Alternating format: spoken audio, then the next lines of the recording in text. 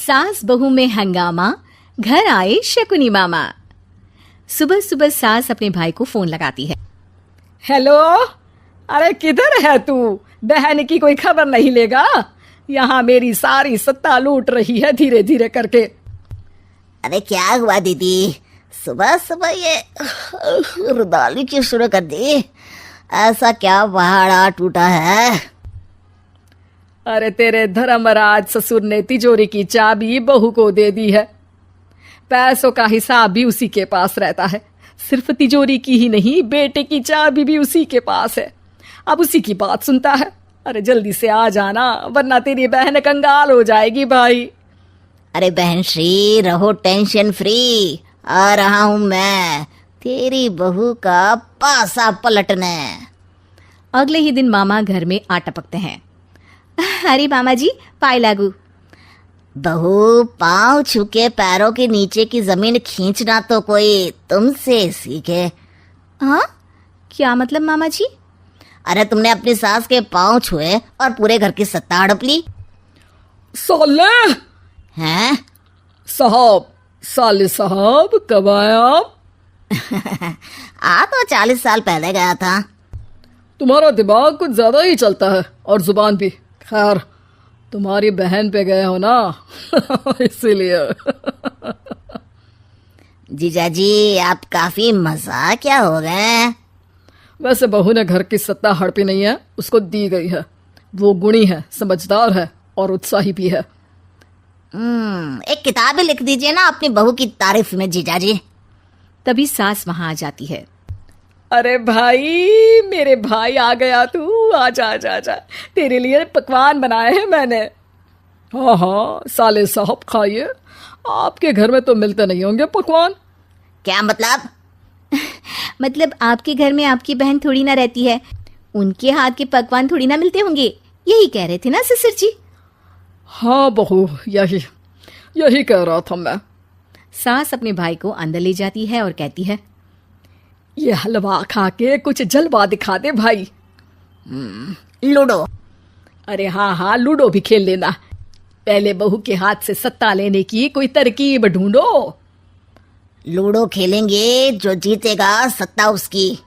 अरे पर मुझे तो खेलना ही नहीं आता। तू बस चाल चलना, पासे तो मैं फेंकूंगा और मेरे हाथ से फेंका गया पासा मेरी मर्जी के खिलाफ नहीं आता। अरे लेकिन तेरे जीजाजी रहेंगे तो ये काम कैसे होगा? हर रविवार जीजाजी शाम को अपने दोस्तों के साथ बैठने जाते हैं। वहाँ उनकी महफिल जमेगी और यहाँ बहू के महफिल उजड़ जाएगी। अरे एक नंबर का कमीना है तू। जैसी दुनिया वैसे हम बहना। रविवार की रात सास, बहू, बेटा और सास का भाई एक साथ बैठे हुए होते हैं।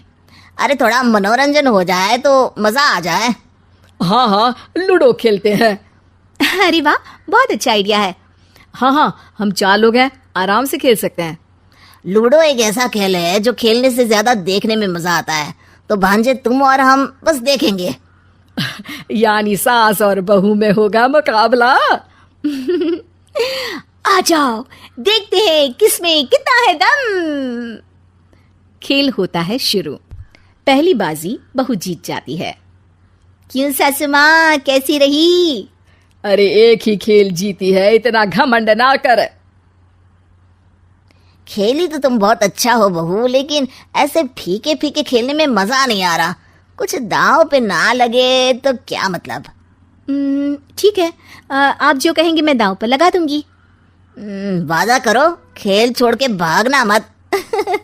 अरे हाँ मामा जी, पक्की बात।